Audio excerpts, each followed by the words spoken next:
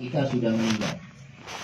Kalau orang tua kita sudah hidup, caranya bagaimana? Jadikan orang tua kita bahagia. Jangan sampai pernah hatinya tersakiti karena sahabat kita sebagai anak. Dan sehingga mereka ridha, maka insya Allah Allah pun ridha kepada kita. Sekarang permasalahannya bagaimana di saat orang tua kita sudah meninggal. Bagaimana, apa yang kita lakukan supaya kita ini masih dianggap anak yang saleh, anak yang berbakti kepada kedua orang tua. Dalam satu hadis diriwayatkan dari Abu Usaid Malik bin Rabi'ah, baina nahnu inda Rasulillah sallallahu alaihi wa alihi wasallam, idza ja'ahu rajulun min bani Salimah, faqala ya Rasulullah, hal bagiya min birri abawayya syai'un abarruhuma bihi ba'da mautihima. Pada satu saat datang seseorang kepada Rasulullah SAW, yaitu seorang dari Bani Salimah. Dan orang tersebut bertanya kepada Nabi Muhammad SAW, ya Rasulullah, hal bagiya min birri abawayya syai'un abarruhuma bihi ba'da mautihima. Ya Rasulullah, adakah amaliyah atau adakah masih bagi kami untuk bisa berbuat baik, untuk berbakti kepada orang tua kami, padahal orang tua kami mereka sudah ada di alam kubur atau mereka sudah meninggal. Ditanya seperti ini, Rasulullah mengatakan, faqala Rasulullah sallallahu alaihi wasallam, na'am. Iya, kata Rasulullah. Kalian wahai anak masih bisa dan bahkan harus tetap berbakti kepada orang tua yang orang tua tersebut sudah ada di alam kubur. Apa jawab Rasulullah SAW? Yang pertama, as-salatu alaihima, yaitu as-salat. Salat di sini bukan dimaknakan salat, tapi as-salatu ay ad-du'a lahuma, yaitu mendoakan kepada kedua orang tua. Ada dua di sini, ad-du'a lahuma wal istighfaru lahuma. Ada doa untuk kedua orang tua kita dan juga ada istighfar, permintaan ampun kita kepada Allah untuk kedua orang tua kita. Apa bedanya? Kalau doa niku berarti maksudnya kita mendoakan orang tua kita semoga Allah menempatkan di tempat yang mulia, semoga Allah memberikan nikmat-nikmatnya, semoga Allah selalu merahmatinya. Ini namanya doa. Kalau istighfar ya murni memang untuk memintakan ampun kepada Allah Subhanahu wa taala atas segala dosa-dosa atau kesalahan yang mungkin pernah dilakukan oleh kedua orang tua kita. Pak, orang tua, kalau kita ini mau sadar, atau mungkin kita masih menjadi orang tua sekarang dari anak-anak kita. Orang tua kita dulu, mereka rela melakukan apapun, terkadang sampai melanggar aturan Allah Subhanahu wa ta'ala demi untuk memenuhi kebutuhan dan kebahagiaan kita sebagai keluarga, sebagai anak-anak mereka. Mereka terkadang tak peduli padahal itu adalah sesuatu yang terbuat atau perbuatan dosa, tapi mereka tak peduli karena yang ada di akal dan pikiran mereka ingin membahagiakan kita sebagai seorang anak atau seorang keluarga. Maka inilah Rasulullah Shallallahu Alaihi Wasallam memerintahkan kepada kita untuk selalu memohonkan ampun untuk kedua orang tua kita. Enak betul kita ini. Mau dianggap berbakti bagaimana? Orang tua rela berbuat seperti itu, kita yang menikmati tak tahu susahnya, dan bahkan mereka yang menanggung harus menghadapi daripada ancaman Allah dalam dosa-dosa tersebut. Kita tak pernah sadar seperti itu. Seakan-akan yang mati sudahlah mati. Tidak, wahai muslimin. Mereka, kehidupan mereka lebih berat dan lebih sibuk kehidupannya dibanding kehidupan mereka tatkala masih hidup ada di dunia ini. Kalau mungkin waktu ada di dunia mereka sibuk, tapi mereka masih bisa istirahat. masih bisa menikmati apa yang harus dinikmati, masih bisa tersenyum di saat melihat keluarga tersenyum, masih bisa senang saat melihat anaknya senang. Tapi di saat di alam kubur, mereka sudah tak ada hal-hal yang bisa untuk dinikmati, kecuali dua hal yang harus dihadapi.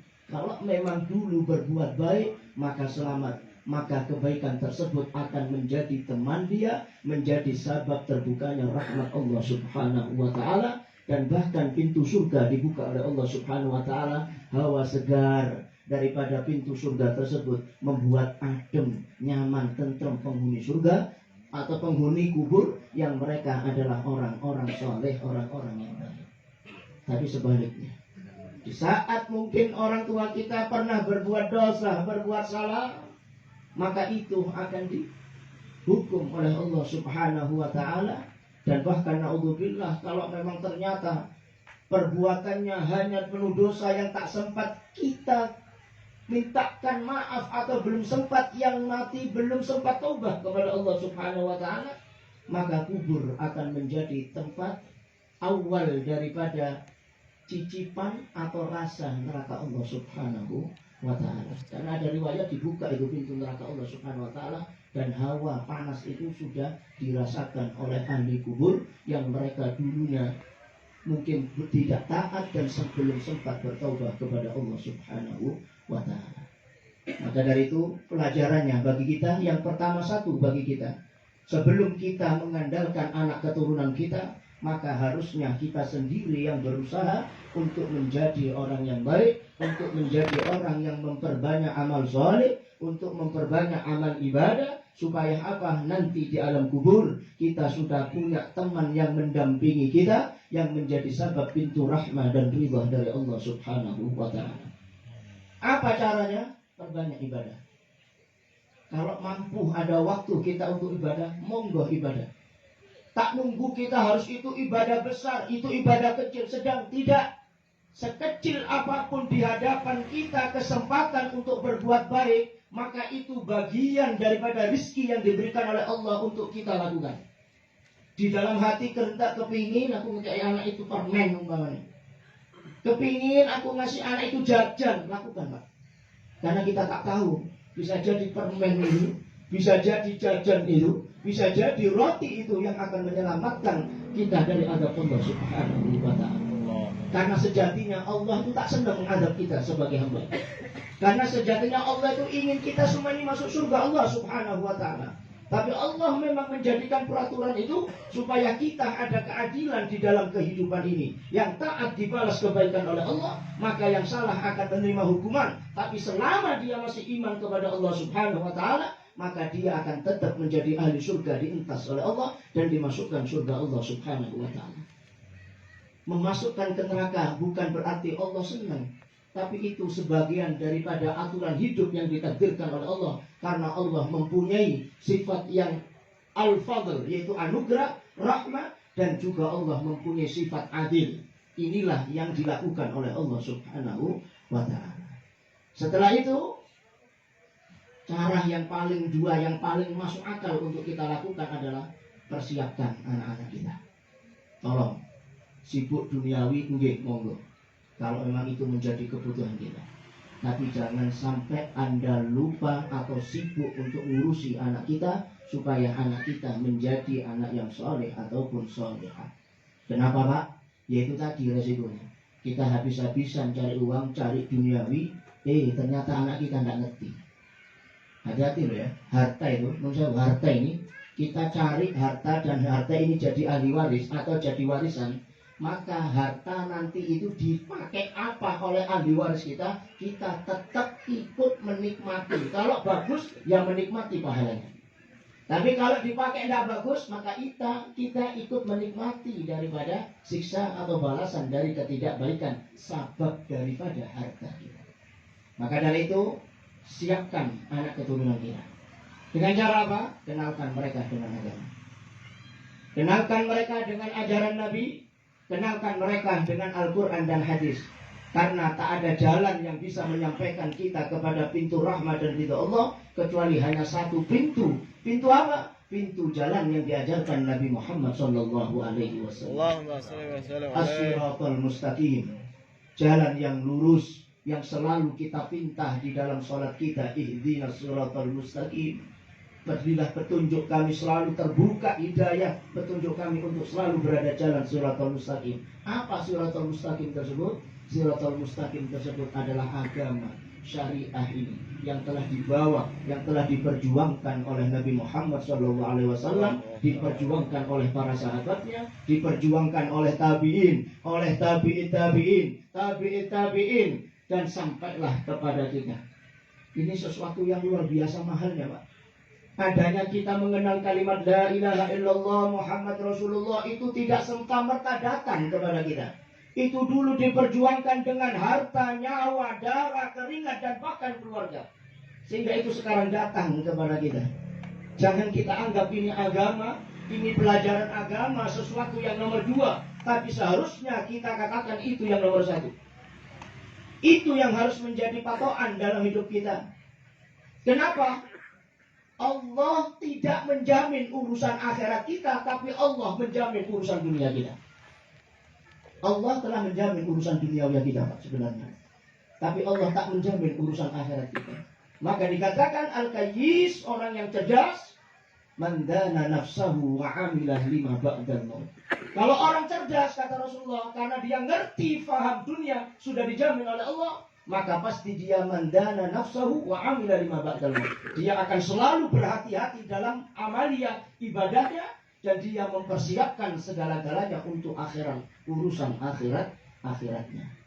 Kembali bertanya kita, sudah seberapa kesempatan atau sudah seberapa simpanan bekal yang akan kita bawa kepada akhirat Allah Subhanahu wa ta'ala? Jangan merasa muda, jangan merasa sehat. Pak Lardin ini termasuk muda, enggak? Bapak Ibu Sulardi ini masih muda, tapi sudah dipanggil oleh Allah Subhanahu wa ta'ala.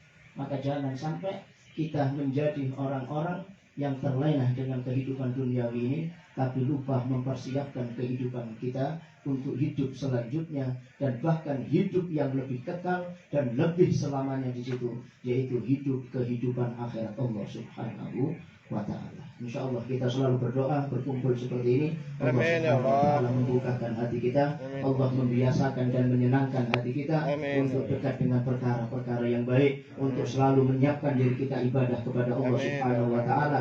Walaupun sekecil apapun, ittaqullaha walau bisikki tamrah. Bertakwalah kita kepada Allah walaupun hanya daripada separuh biji kurma. Kebaikan yang kita lakukan, kebaikan yang kita amalkan sekecil apapun, pasti kita akan rasakan dan akan menuai kebahagiaan di hadapan Allah Subhanahu wa ta'ala.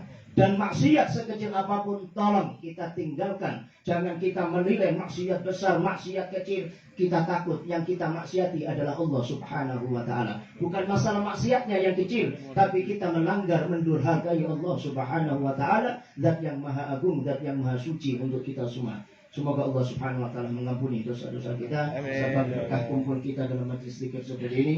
Allah mengampuni, memandang kita dengan rahmat dan ridha-Nya. Amin ya rabbal alamin. Untuk kelanjutan daripada hadis ini, insyaallah kita bahas pada 7 hari. Saya diminta 7 hari untuk ceramah. Di sini masih ada 3 atau 4 cara berbakti kepada orang tua. InsyaAllah kita dipanjangkan umur, sehat walafiat. Amin ya rabbal alamin. Hadza wa wassalamualaikum warahmatullahi wabarakatuh.